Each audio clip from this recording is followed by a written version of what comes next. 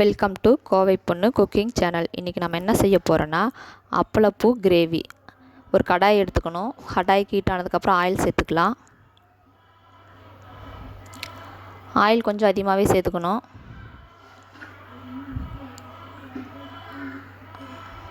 Oil heat ஆயிடுச்சு. கடுகு சேர்த்துக்கலாம்.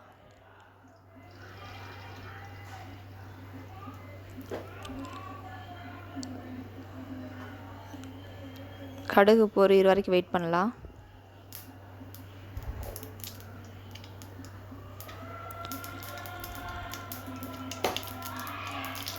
கடுகு பொரிஞ்சிருச்சு. நம்ம கட் பண்ணி வச்சுருந்த வெங்காயத்தை இது கூட சேர்த்துக்கலாம்.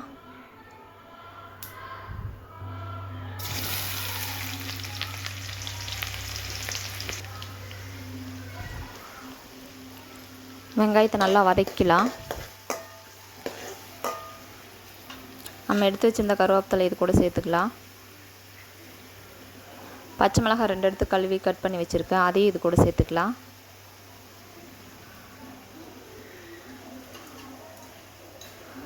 நல்லா வதக்கிக்கலாம்.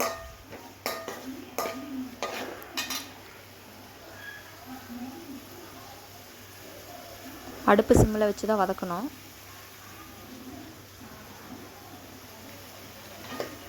நம்ம வெங்காயத்தை எவ்வளோக்கு நல்லா வதக்குறோமோ அவ்வளோக்கு டேஸ்ட்டாக இருக்கும்.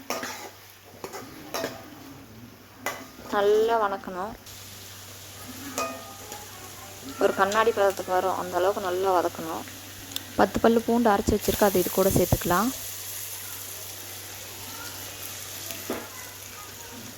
நல்லா வதக்கிக்கலாம்.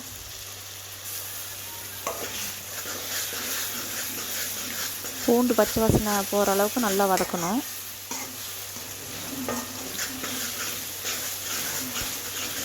ஒரு 2 நிமிஷம் வதக்கினா போதும், பச்சை வாசனை போயிடும்.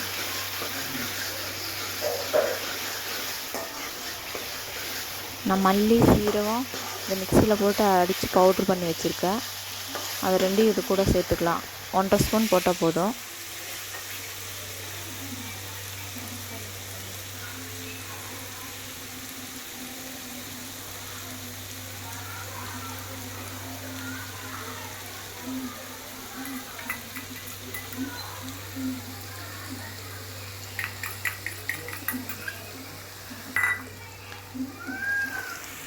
வரமிளகாய் தூள் 1.5 ஸ்பூன் சேர்த்துக்கலாம்.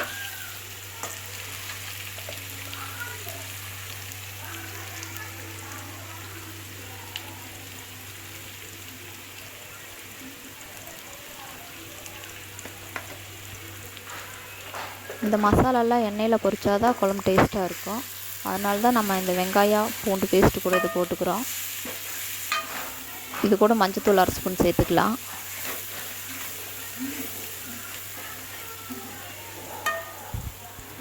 இந்த எண்ணெயிலே இந்த மசாலாலாம் நல்லா பொரிஞ்சிச்சுன்னா டேஸ்ட்டாக இருக்கும். ஆனால் கருகாத அளவுக்கு பார்த்துக்கணும். சிம்மில் வச்சே தான் நல்லா வதக்கணும். நம்ம கட் பண்ணி வச்சுருந்த 3 தக்காளி இது கூட சேர்த்துக்கலாம்.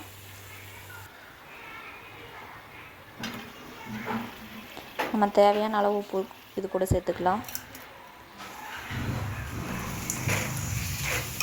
சேர்த்து நல்லா வதக்கிக்கலாம்.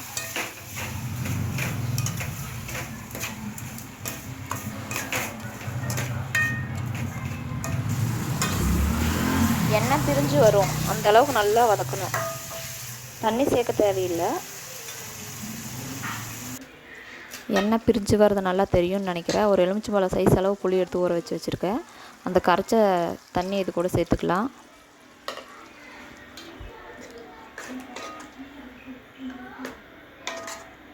நல்லா கலந்து விட்டுக்கலாம். இதை ஒரு மூடி போட்டு மூடி வச்சுக்கலாம். இப்போ ஓப்பன் பண்ணி பார்க்கலாம். எண்ணெய் நல்லா பிரிஞ்சு வந்திருக்குது. நான் 1/2 மூடி தேங்காய் அரைச்சி வச்சுருக்கேன், அது இது கூட சேர்த்துக்கலாம்.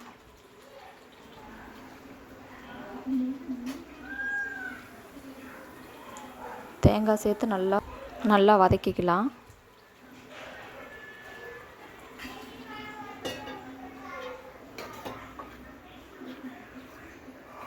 நல்லா மிக்ஸ் பண்ணிக்கலாம் தேங்காய் விழுதை.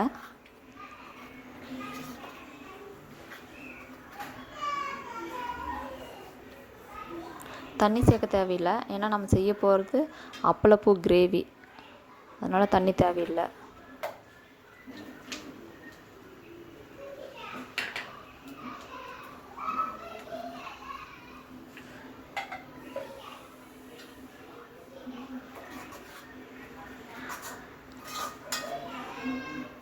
நம்ம இதை ஒரு மூடி போட்டு நல்லா மூடி வச்சிடலாம். எண்ணெய் பிரிஞ்சு வர அளவுக்கு வேகட்டும்.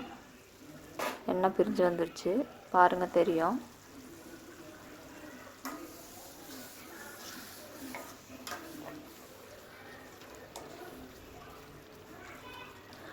நான் அப்பளம் பொரித்து எடுத்து வச்சுருக்கேன். அப்பளத்தை ரெண்டாக உடச்சி இதில் சேர்த்துக்கலாம். அடுப்பில் சிம்மில் வச்சு போடணும். ரொம்ப நேரம் கிளறக்கூடாது.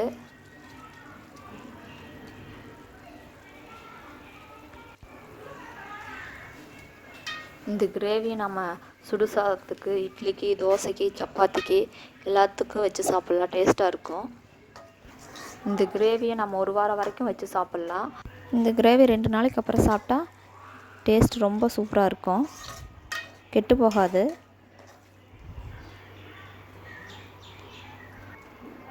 இதை நாம் ஒரு 5 நிமிஷம் ஒரு மூடி போட்டு மூடி வச்சுக்கலாம். சிம்மில் தான் இருக்கணும் அடுப்பு.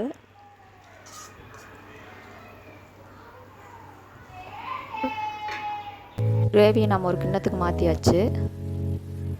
சுவையான அப்பளப்பூ கிரேவி ரெடி. நீங்களும் வீட்டில் ட்ரை பண்ணி பாருங்கள். நல்லா இருந்துச்சுன்னா எனக்கு கமெண்ட் பண்ணுங்கள், லைக் பண்ணுங்கள், சப்ஸ்கிரைப் பண்ணுங்கள். மறக்காமல் பெல் பட்டனை கிளிக் பண்ணுங்கள்.